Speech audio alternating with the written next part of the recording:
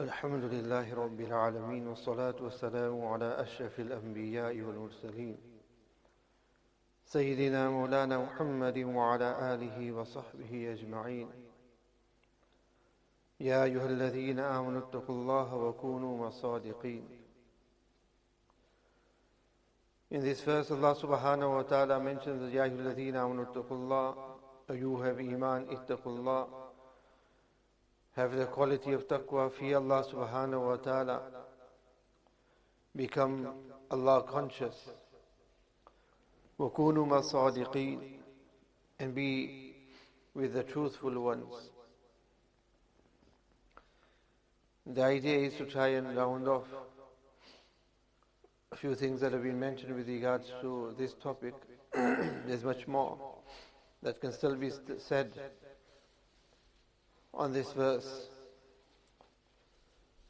If you recollect, in one of the earlier Majlis, I had mentioned to you 4 points that Imam Ghazali rahmatullah alayhi had mentioned with regards to how a person can do the islah, how they can bring about a change within them. And the first that he had mentioned was Kunu Masadiqeen, by being in a company of the righteous.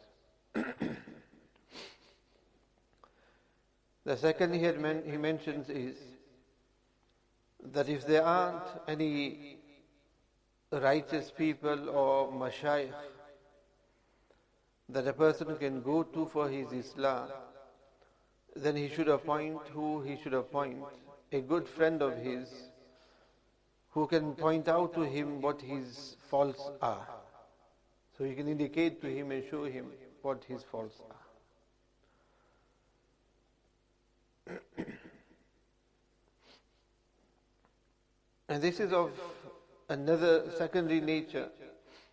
The ideal is that of being in a company of the righteous, and moreover and more important than just the righteous is what? Is that a person has the Islam Tarbiyah done by a Shaykh Tariqat, somebody who Allah Ta'ala has granted the knowledge of Islam and Tarbiyat as well. And the reason for this is that you may find somebody who is righteous and pious, being in their company will bring about piety within us as well. So a person will truly benefit from that companionship. But that person cannot necessarily do our tarbiyat. Similarly, not every person who is in suluk can also do the tarbiyat of a person, the correct tarbiyat. If a person doesn't have ilm, a person doesn't have knowledge. You have many peers, but not every peer is actually worthy of being a shaykh as well. Hazrat Maulana Rasulullah Khan rahmatullah alayhi mentioned that there was one Peer Sahib who had many thousands of murids, and he moved, or he came traveling or for a short while somewhere near him. He was from Patiala, so he was near Jalalabad, and he would come to Hazrat Maulana Rasulullah Khan rahmatullah alayhi, and he would sit with him and they would have some chats together. They would speak to one another. As Maulana Rasulullah Khan rahmatullah alayhi mentioned that on one occasion, it was the time for Salat, Asr time, and I got up and I went for Salah. On my return, I found that this priest was still there in the same room, in the same place. So I asked him that, did you read your Salah? Did you come for Salat? To which he said that, yes, I read Salat. Where I read Salat? Here, I stayed here and I read Salat here. Did you come to the masjid? No, I didn't come to the masjid. Why didn't you come to the masjid? To which he said that there was such a hal, a condition that had befallen me, that I didn't want to forego that condition. So for that reason I remained here and I performed my Asr Salat here. Had I got up and gone to the masjid, then that kayfiyat that was in me, that condition, I would have lost that feeling, that ecstasy, whatever he was feeling. Now dekhiye, somebody else who doesn't understand suluk and tasawwuf, who doesn't have ilm and knowledge, who has jahalat, who doesn't know what ilm is, who doesn't know what shariat is, they would also say, no, leave Pir Sahib in his condition, but his kayfiyat ari hai with her. There's a khas special condition that he's going through now, leave him in that condition. So Hazrat Maulana Jalaluddin Rahmatullahi asked him and said to him, tell me at the time when I got up to go for Asr Salat, were you in the alam of istighraq, the alam of ghalba, of struc? In that condition wherein you were totally unaware that such a kayfiyat and condition overcame you, that you were not aware at all that it was a time of Asr Salat. You didn't even hear the azan or perceive me getting up and going for Salat. To which he said, no, I wasn't in that condition at all. That wasn't the condition that I was in. To which Hazrat Jalaluddin Rahmatullahi said to him that if you were not in any of those conditions, then it was imperative for you to have gone to the masjid and read your Salat with Jama'at. Because that is more important than you just sat there in that kayfiyat, because that kayfiyat is not something that is important or necessary. And that which is important and necessary is that you had forgot. Which when this was said to him, at least he was a down-to-earth individual as well, so he understood that yes, this is correct what you have said. But it will be people like this who follow such, who then become the peers of others, and because of who do not actually even have ilm of tariqat, ilm of shariat. Tasawwuf is a combination of what? Of shariat and tariqat. And knowledge of both is important. Without that, a person's tarbiyah in Islam cannot be made. You might have on one side that you on the path of tariqat, on the path of suluk of tasawwuf, but without ilm, a person who is practicing deen in the incorrect manner, ilm deen is very, very important. Like Hazrat Shah Abdul Quddus Gangohi Rahmatullah Ali, a great Wuzu Wali of Allah Subhanahu wa Ta'ala. He came to Sheikh Abdul Haq Rahmatullah Ali, and he came to him with the request that he wants to become bay'ah. So when he came with this request, Sheikh Abdul Haq said to him, "Bhai, tell me one thing. Have you learnt ilm or not? Do you have ilm, knowledge? Have you actually learned knowledge or not? The ilm, what's your mablagh of ilm? How much ilm, what do you have?" To which he mentioned that no, ilm wise, there isn't much, I haven't studied. I haven't studied at all. To which Sheikh Abdul Haq Radulawi said to him, "Why you do this? You need to first go and learn ilm, seek knowledge. And then after seeking knowledge, then come to me to take bay'at." So Sheikh Abdul Quddus Gangohi Rahmatullah Alayhi, because he was a talibe, and he was one who he was talibe sadiq. He had talab, desire for his Islam, and he was truthful in it as well, he was sincere in it. So he got up and he was ready to fine, I'll go and learn knowledge, seek knowledge, and then I will come back. Sheikh Abdul Haq said to him, but also when you come back, there is possibility that by the time you come back, I may not still be alive. And if that is the case, my son may be my deputy, then take bay'at to my son. Then take bay'at to my son. Sheikh Abdul Quddus Rahmatullahi accepted this as well. He went, he got some knowledge, he studied in that. And on his return, this is exactly what happened. Sheikh Abdul Haq had passed away, so he took bay'at to his son. And he had benefit from that. Here that Sheikh Abdul Haq Rahmatullahi has said to him what the importance of ilm, knowing that look, if he doesn't have ilm, then without ilm, he's not going to understand what Shariat is. Just the way a person, for instance, where Allah Subhanahu wa Ta'ala mentions in the Quran that فَمَنْ كَانَ يَرْجُو لِقَاءَ رَبِّهِ فَلْيَعْمَلْ أَمَلًا صَالِحًا وَلَا يُشْرِكْ بِعِبَادَةِ رَبِّهِ أَحَدًا. That whoever has a desire, مَنْ كَانَ يَرْجُو that umeed and hope, لِقَاءَ رَبِّهِ to meet Allah Subhanahu wa Ta'ala, فَلْيَعْمَلْ أَمَلًا صَالِحًا. He should do good deeds.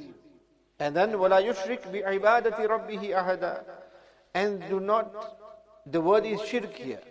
Do not commit shirk in the ibadat of Allah Subhanahu wa Ta'ala with anyone. Do not bring anybody else into the ibadat of Allah Subhanahu wa Ta'ala.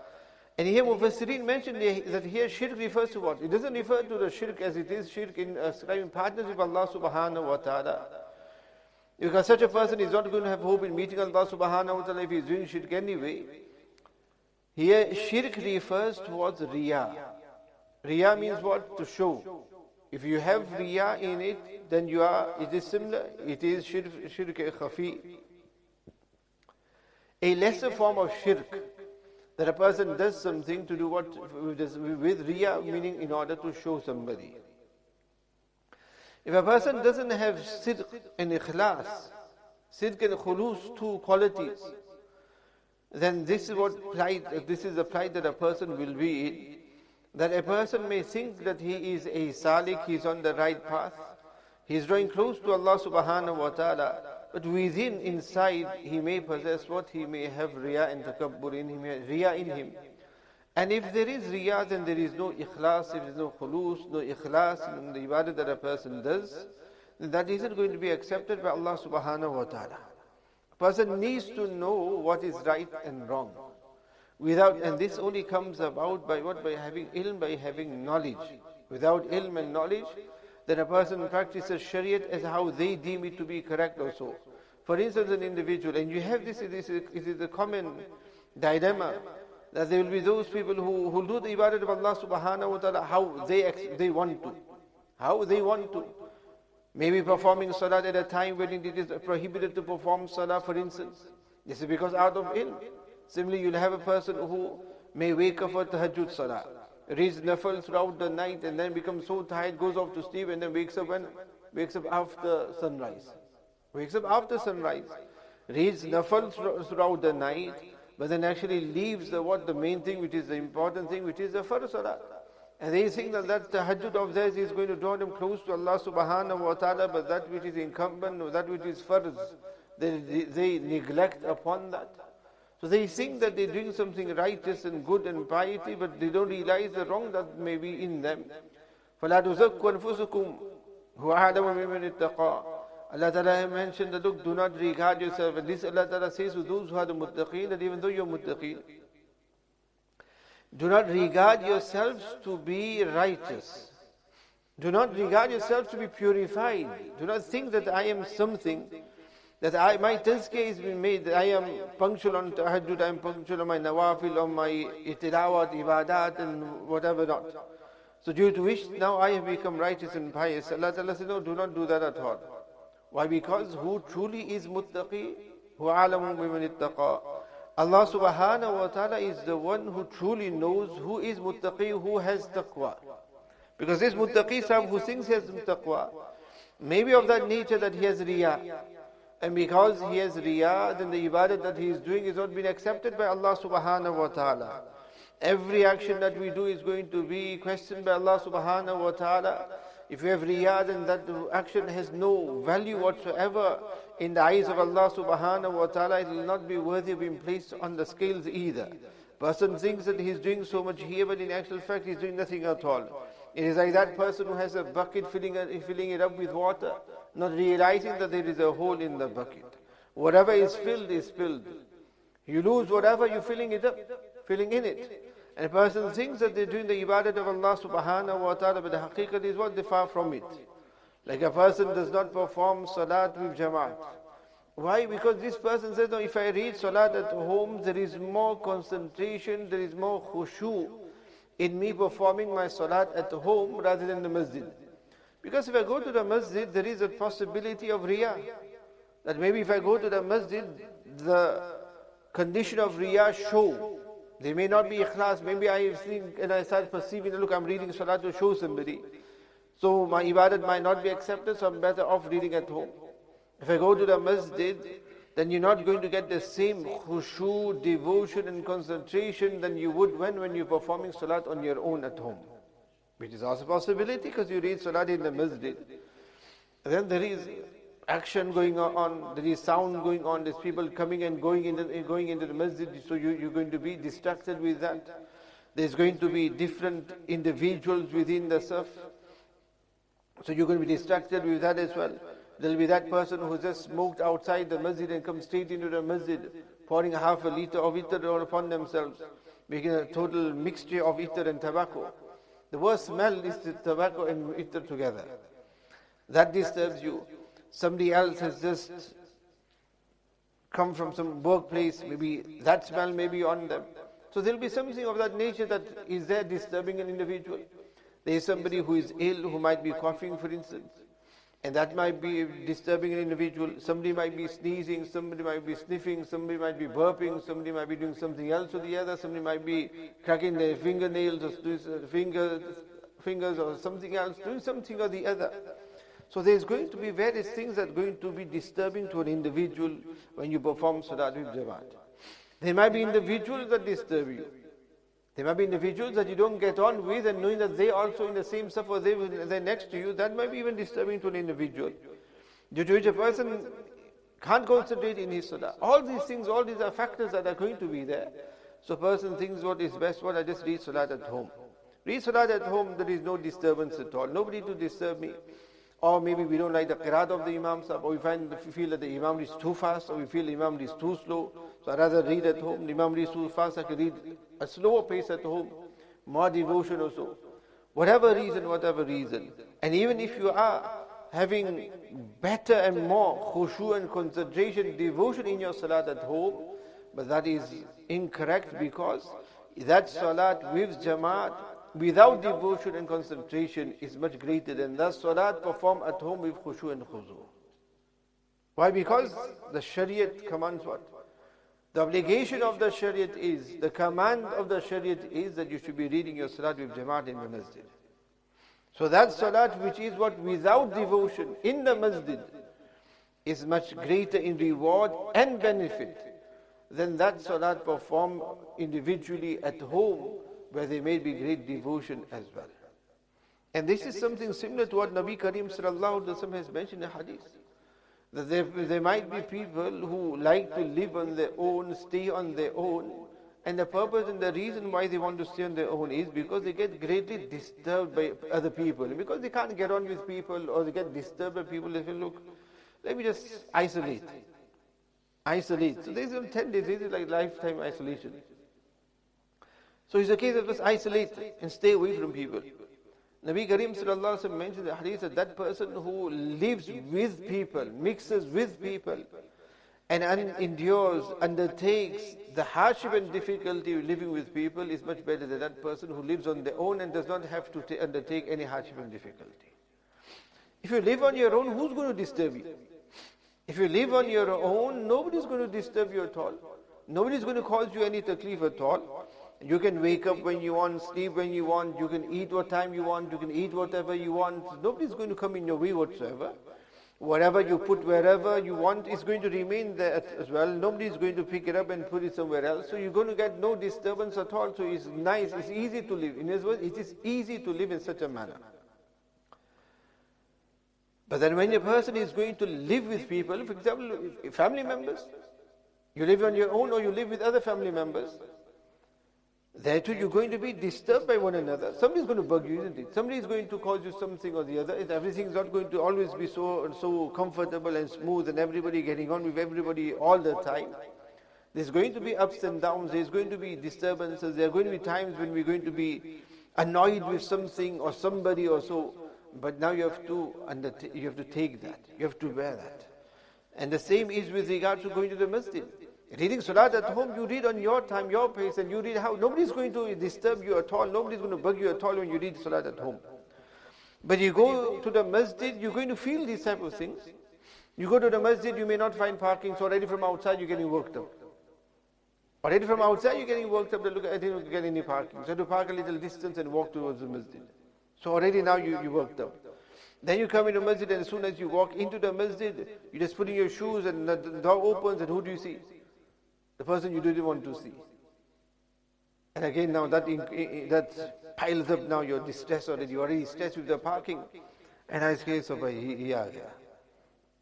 he's going to say something, he's going to say something, he's going to smirk something, he's going to make some comments. Or that's it, just to get on with him. Or it's a case of he's from that baradri, from that village, or from that clan, or whatever it may be, from that party. So already that's annoying to the individual. And as mentioned, there's going to be so many things that may be annoying to the individual. But putting up with all those annoyance, that is part of the sabr that a person is undertaking in order to carry out this ibadat, which is a collective ibadat, which is done with Jamaat. So who has to make more sabr? There is more sabr here for that person who is undertaking the taklif of people, hardship from other individuals. Putting up with that, there is more reward in that. And this in all circumstances, whether it is this ibadat. Similarly, Hajj becomes farz on a person. Nobody can go for Hajj without being disturbed by anybody. Impossible, bhai. That is impossible. That's not going to happen at all, that you think you can go for Hajj and you're not going to be disturbed by anybody. Sawal hi nahi. You'll be disturbed by so many. There you're going to be disturbed by so many. You're going to be out of your normal comfort zone as well. You're going to be out of your comfort zone, all of these things. But if a person for that sake thinks to himself, no, I'm not going for Hajj because I'll get disturbed with people, I can't stay with people, I can't mix with people, I get annoyed with people or so, then what's going to happen? He's going to die and not carry out his fard. He's going to be questioned with regard to that. Now, because all your annoyance and everything aside, this is what you're supposed to be doing, that is fard upon you. Hence, Nabi Kareem sallallahu ta'ala sallam, prior to Nabuwat, Nabi Kareem sallallahu ta'ala sallam would do what? Nabi sallallahu ta'ala sallam would go to Ghar Hira. And in Ghar Hira, tahannatha Nabi Kareem sallallahu alayhi wa sallam would do the ibadat of Allah subhanahu wa ta'ala. Remembrance of Allah subhanahu wa ta'ala. Just meditate, do the dhikr of Allah ta'ala, remember Allah subhanahu wa ta'ala. And he would spend many days there. Short periods of time, long periods of time as well, he would remain in Ghar Hira. खलवत गार हिरा से हुई तुलुए खुर्शीद क्या समझते हो ए दोस्त इन वीरानों को. However, after Nabuwwat came to Nabi Kareem sallallahu ta'ala sallam, now there is no mention of Nabi Kareem sallallahu ta'ala sallam going into seclusion in Ghar Hira. But now that Nabuwwat is granted to Nabi Kareem sallallahu ta'ala sallam, there it was a case of that now you need to do what? Now you need to mix with the people. There you need to meet and mix with the people. And in doing so, wasbir nafsaka. Allah Ta'ala mentioned to Nabi Kareem sallallahu alayhi wa sallam, that there are going to be those who are going to cause grievance to you as well. You'll find it easier to do what? To just sit and do the ibadat of Allah subhanahu wa ta'ala on your own. But Allah subhanahu wa ta'ala says no. The people are going to disturb you, people are going to come to you, people are going to want your time as well. You're going to have to give people your time, you're going to have to give people an audience. Now that is your duty. And in doing so, you will become disturbed by it. But wasbir nafsaka. But on doing so, you need to now do sabr upon it. And now you're going to have to mix with the people, because now you are going to be what? You are the example for them. Hence now what we find is that Nabi Kareem sallallahu ta'ala sallam would have the time of seclusion, would do his ibadat in seclusion within the home. But there will be now, Nabi sallallahu alayhi wa sallam would not go off to Ghar Hira on his own in seclusion, because now he had so many who needed to see an example from Nabi Kareem sallallahu alayhi wa sallam, who would then come into the Tarbiyah of Nabi Kareem sallallahu ta'ala sallam, and in doing that, in being in the forefront, as they say, front line, the mashayikh and the ulama are 24/7 in the front line. Because everybody is looking at them, everybody is watching them, exactly how every footstep of theirs is being marked and it is watched as well. So they are forever on the front line. So as I was mentioning to you, Tasawwuf on its own without ilm will lead towards gumrahi, leads towards ignorance, it leads a person, it will mislead an individual. Ilm is necessary. A person needs to have ilm to know what the Shariat wants. As I mentioned here, we will say, look, there is more reward in reading Salat on my own because I won't be disturbed in it. The khushu and khuzu will build in it. But no, that Salat with Jamaat, void of any khushu khuzu, is much better than that Salat performed in seclusion, individually, at home, full of devotion and khushu and khuzu. But for that a person needs ilm. The Speed Sahib didn't have ilm and knowledge. He's always sat there in that istighraq, in that condition. That is more worthy for him than going to the masjid and performing his salah.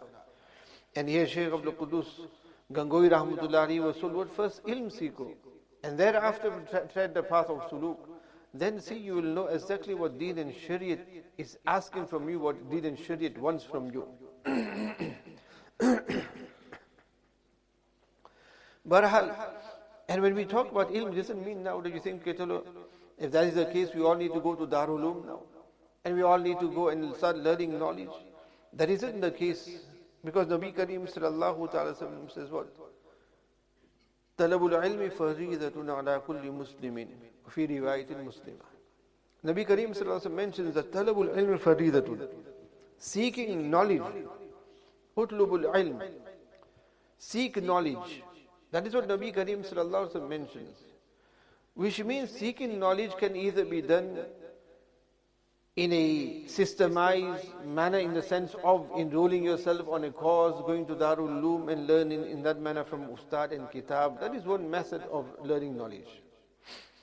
But here in this hadith as well, that is not what is implied here, that you have to learn knowledge in that self. Because there is no mention of any kutub here or kitabs here at all. Nabi sallallahu alaihi wasallam just says with talabul ilm, that seeking of knowledge. And seeking of knowledge doesn't mean that you have to learn A to Z to become an alim, that amount of ilm and knowledge. No, that which is necessary knowledge, that a person can learn by crash courses as well, a person can learn by sitting in a company of ulama, by attending ilmi programs, ilmi majlis. A person can learn knowledge through those mediums and those means as well. And for that is why Nabi sallallahu alaihi wasallam mentions your talab here, talabul ilm. That a person should have talab. And with regards to dunya, there Nabi sallallahu alaihi wasallam mentions talabu kasbil halal. There Nabi sallallahu alaihi wasallam uses the word kasab. Kasab also means to earn. Allah Ta'ala mentions to earn. But there's a difference between earning and talab. But the unique thing here is that those who are on the path of ilm, they don't have talab. And those who are on the path of kasab, they have kasab and they have talab. And that person who is earning. Dunya, kasab refers to earning dunya. Talabu kasbil halali faridatun. Halal, rizq and rozi, this is also necessary on an individual. But a person who is dedicated towards earning his rizq and rozi is so dedicated to it, that day and night they'll make into one for the sake of kasbil halal. They'll go to so much effort and so much means, and they'll go so deep into it that day and night, that is what they're thinking about. Aur ye hota hai. There are those who the last thing they think about is by how we can make more money. And the first thing they wake up and they think about is the same as how we can make more money. Where we can get more money from, how we can make more. And they will be making enough money as well, but they want more and more upon that. So they're thinking more, increase, how, and we can do more and more. Be doing this, be doing that, doing this and doing that as well. Whereas when it comes to ilm, for ilm Nabi Kareem sallallahu alaihi wasallam mentions talab. But there we do not have talab. And talab is when a person makes the acquisition of ilm, the acquisition of knowledge day and night. That you give everything towards the pursuit of ilm, this is what talab is. That you have that desire for ilm. It is unfortunate that those who are on the path of ilm, they are lacking this. And we have regarded it to be that, look, only those in the madaris, only they should have talab, only they should have any talab of ilm. And if you're not enrolled in any madrasa, then you avoid, then this is not your path. Then you are free from it, you are exempt from it. Then you are exempt from it. Now you do not need to acquire any knowledge at all. That ilm is not our line. But this is incorrect. Those who are in the madaris, they will be there for a certain level of ilm and knowledge that is there. For everybody else, it's not necessary that we have to learn Arabic. We need to learn Nahu, Sarf and that. We need to learn Tafsir, we need to learn Fiqh and all that, the actual Arabic side of it. But for us to have knowledge, ilm in general, of how we should be doing the ibadat of Allah subhanahu wa ta'ala, this is fard on every individual. Each person has to acquire this. And we can very easily acquire this by being in the company of the ulama, where there are ilmi programs, to be part of those programs, where there is dars. And where there is dars taking place, and many of the dars, durus that do take place in the masjid, this is for the awam. What is the dars that takes place in the madrasa, in the Darul Ulooms, in the Jamias? that it takes place in a darsgah, in a classroom itself, that is specific for those people. And the other is that durus that takes place in the masjid. That which takes place in the masjid, this is for the awam, this is for the general public. Maybe 5, even 10, 20 years ago, this wasn't the case. 20 years is too long ago. 10 years ago as well, this wasn't the case. Very few places actually had some form of dars taking place within the masjid.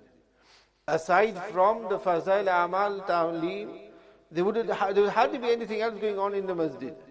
But now, alhamdulillah, many of our masjids, there is now ulama who do have dars. Some will have dars Quran, dars hadith, dars tajweed. Various different durus take place in the masjid. And these are for who? This is for the awam. That is your Darul Ulum. That is your madrasa. That is your darsgah. And the level of that is also to cater for people who haven't been to Darul Ulum, who are not in Darul Ulum. There is no excuse for us to be exempt from that. That is something that we need to have and we need to acquire. That now with what? That now with Tasawwuf and Suluk. This is what Tariqat, Shariat and Tariqat. And it is with the combination of this that a person will draw close to Allah subhanahu wa ta'ala, will know what is right and what is wrong. So as Allah ta'ala mentions here that look, do not regard yourself to be righteous and pious.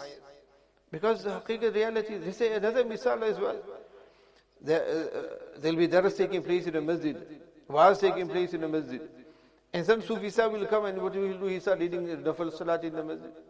Somebody will sit and read tilawat, somebody sits and does zikr throughout the majlis, throughout the bayan takes place, somebody sits there doing zikrullah, somebody sits there with the heads down in muraqabah, somebody starts reading nafal salat or so. All of these things, our Hazrat Rahmatullahi would have done, but get out from here. Get out from here, stop reading salat and that. Why? Because this isn't time for you to be involved in nafal. Why? Because one masla of ilm and deen, that is the reward of that is greater than 100 rakats of nafal salat. You think that you'll get reward in your nafal, but bypassing the majlis that's taking place, the ilmi dars that taking place, whereas what you will learn there will give you and grant you more reward than being involved in what in the salah that you in nafal. You should need to know what is right and wrong. One murid came to Hazrat Hakim Muhammad Thani Rahmatullah, he came to Hazrat Rahmatullah. So Hazrat had asked him, Hazrat Hakim Rahmatullah, did you read yourself salat or not on railway? He came by train. So he said, I didn't read Asar nahi pari maine. Hazrat asked him, why? Why did you not read your Asar salat? To which he said, the compartment that I was in, the cabin that I was in, that was full of Hindus. And I thought that if I'm going to now start reading salat, and if I do ruku and a sajda and that, then they will start laughing at me. So because they will start laughing at me, I just decided that I'm not going to read my salat. So Hazrat Hakim Rahmatullah said to him, okay, bhai, just the fact that you have iman, on that they laugh at you as well. So bas iman ko hi chhod do fir. To iman ko kyun nahi chhod dete ho? Just the fact that you are Muslim, you have iman, you are mu'min, you have iman, they laugh at you because you have iman. So here because you think that they're going to laugh at you, fear of them laughing at you, you leave your salat, then just leave your iman as well, because even then they laugh at you. And Hazrat Hakim Rahmatullah told him to get out of the khanqa. Nikal jao yahan se, bhag jao yahan se. Hazrat Hakim Rahmatullah became very angry with this. That on that basis you left your ibadat, your salat. So this is what happens when a person doesn't have knowledge of what's right and wrong. Then a person will assume things and start doing things according to their own understanding. That look, this person will mock me, or this person will mock Islam. That no, they shouldn't be mocking Islam. So if I'm going to become a means of them mocking Islam, then I shouldn't be following Islam.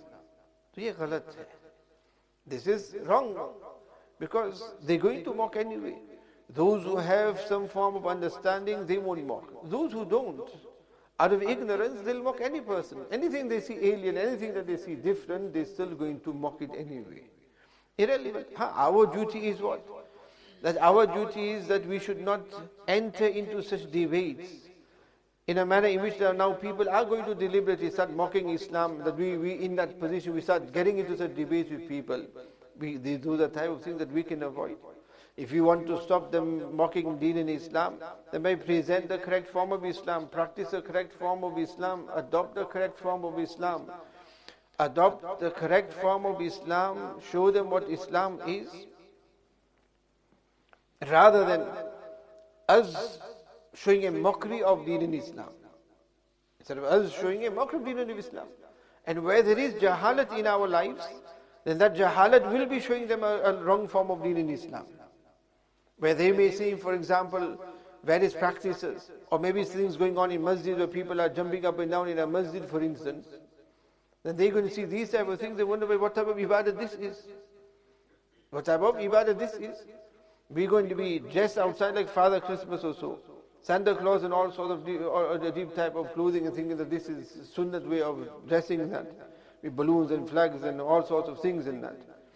Then we regard that to show that look, this is a form of deen in Islam. Then people are going to wonder, but this looks more like a carnival. How can a carnival be a form of deen, of a form of worship? This is what you call worship. Where is that khulus, where is that nur in these type of things? Our dealings in that are void from deen and shariat as well. There is no truthfulness in it. There is no shariat in our dealings and that. Then that is what we are actually mocking Islam and deen ourselves by us being in such manner.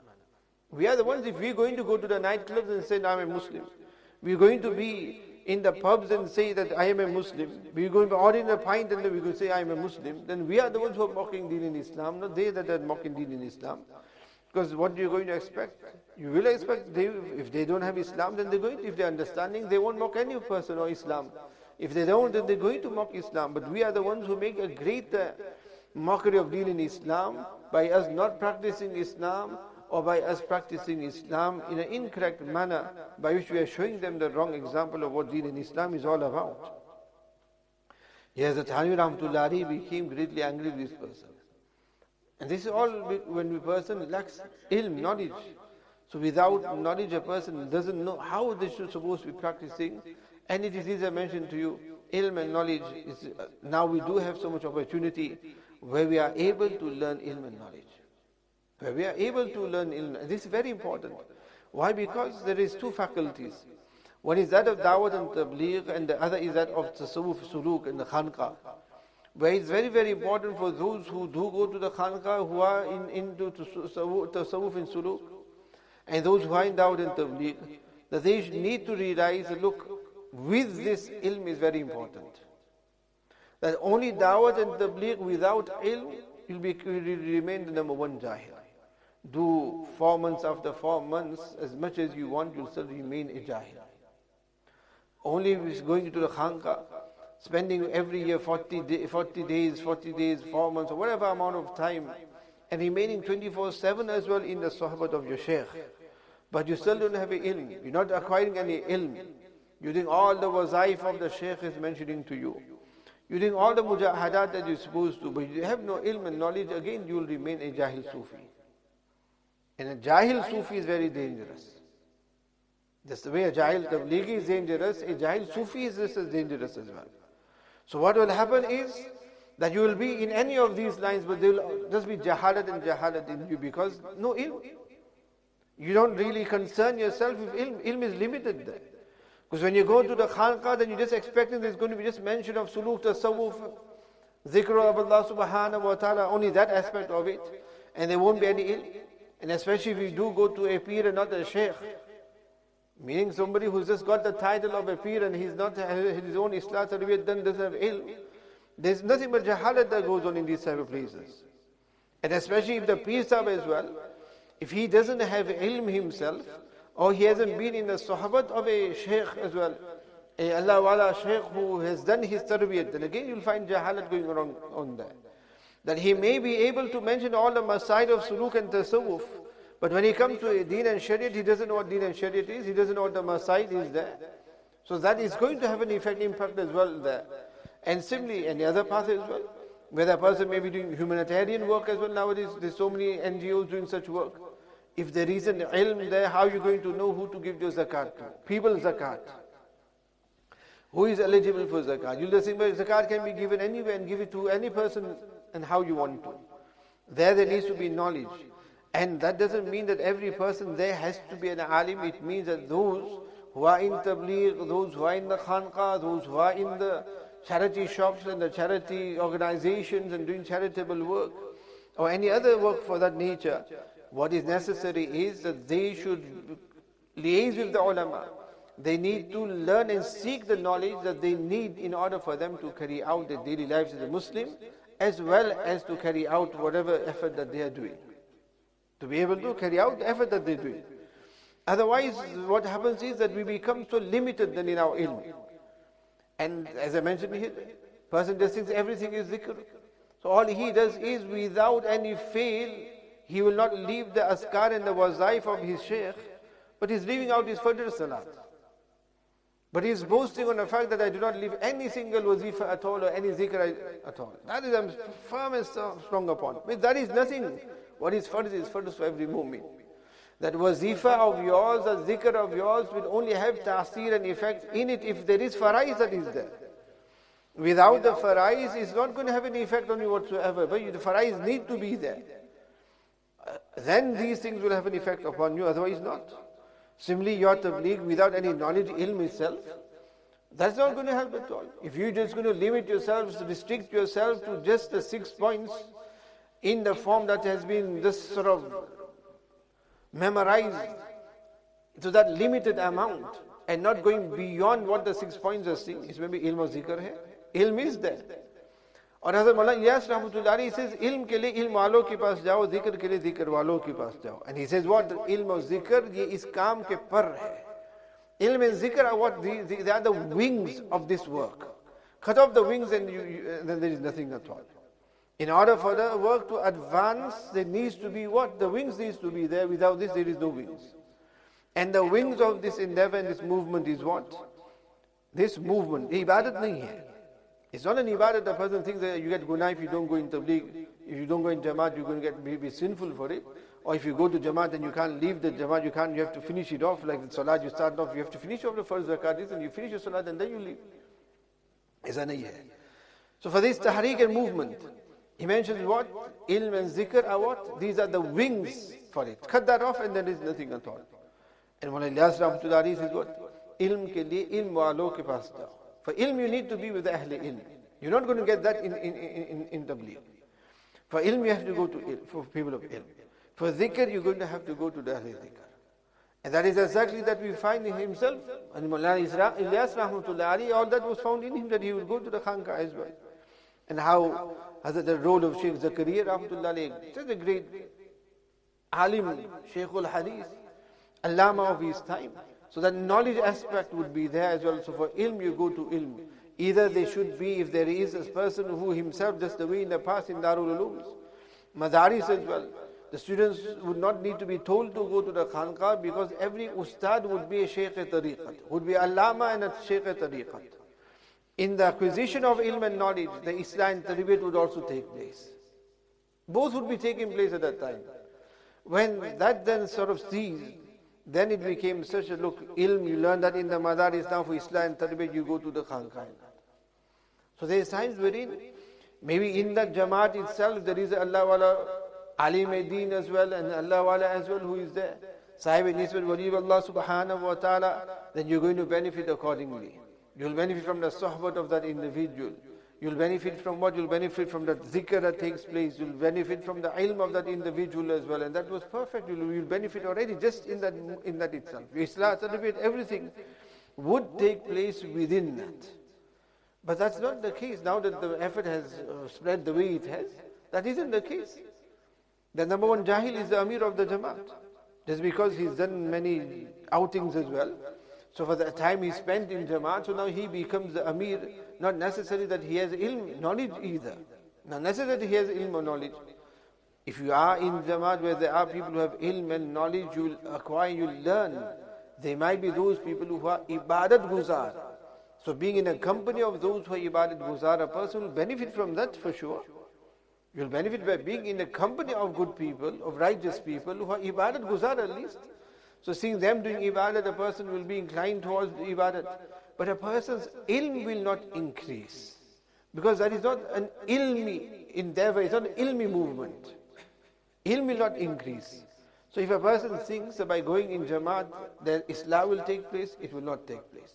If you think by going in Jamaat, your ilm, your knowledge will increase, that will not increase. How by going in Jamaat, Tabligh in Jamaat, Maybe your fikr and concern for the ummah will increase.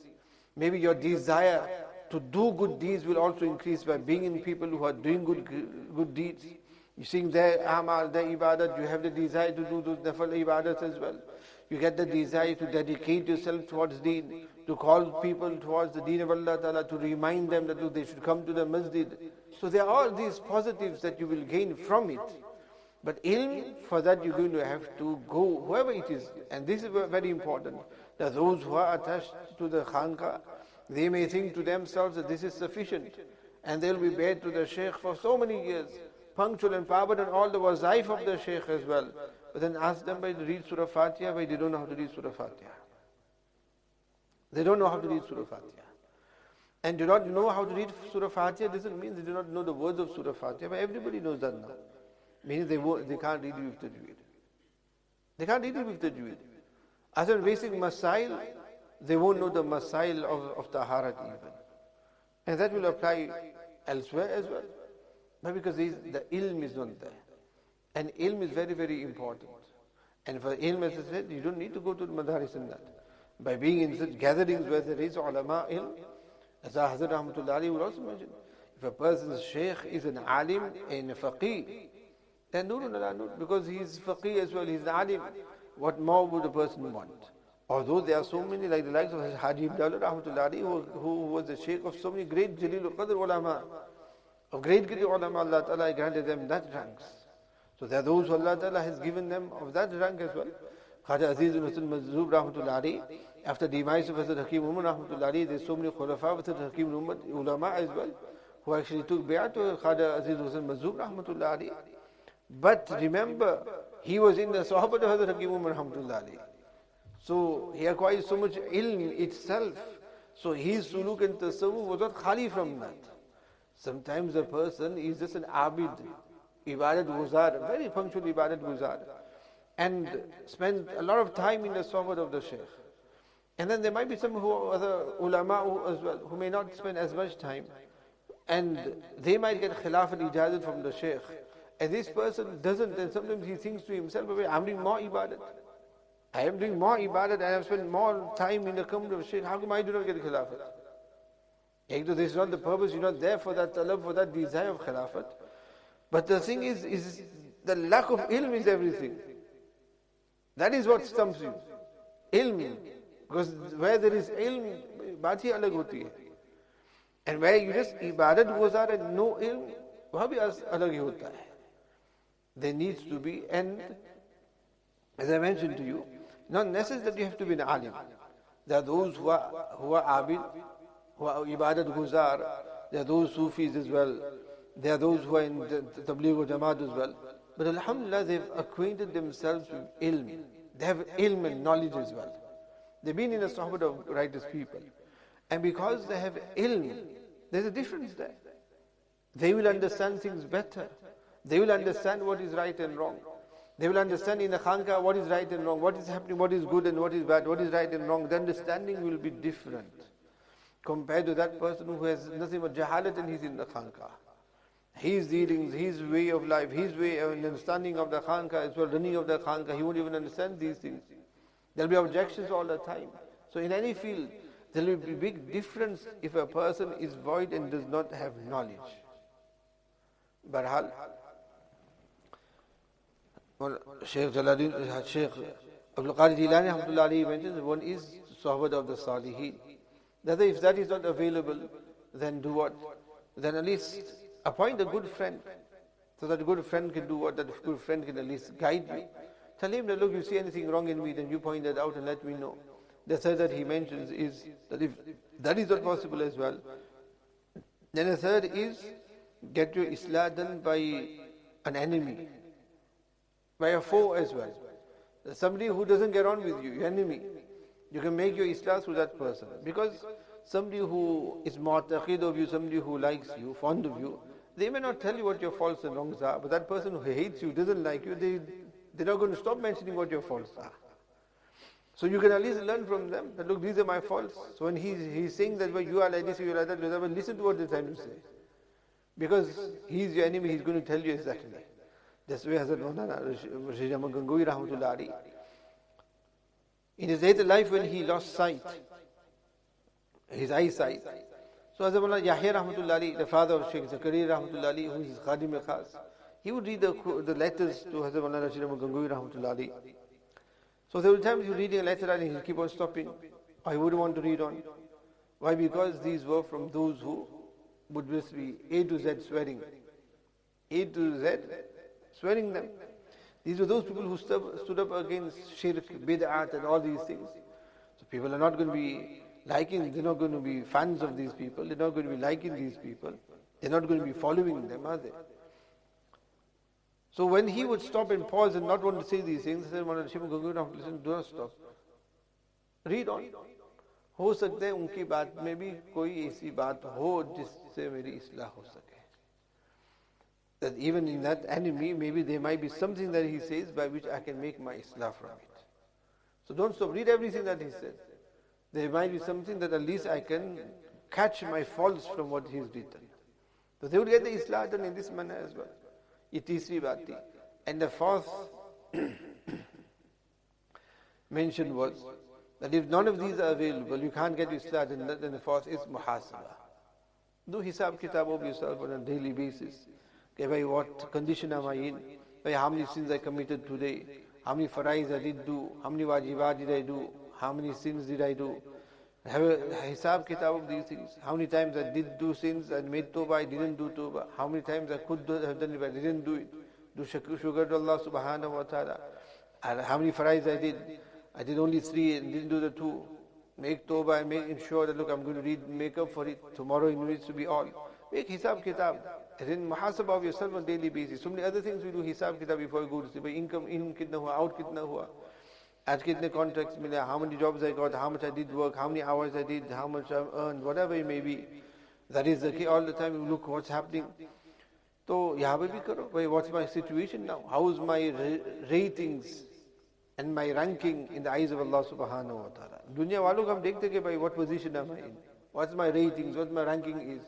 By daily at that time, see what's my rating, ranking in the eyes of Allah Ta'ala. I'd like that if you down gaye hai, we need to make up for it. Tawbah istighfar, daily do that. That will also assist in a person's islah, in the reformation and tarbiyah of an individual. Allah Ta'ala grant us all the understanding. ربنا تقبل منا إنك أنت السميع العليم وتب علينا إنك أنت التواب الرحيم سبحان ربك رب العزة عما يصفون وسلام على المرسلين والحمد لله رب العالمين.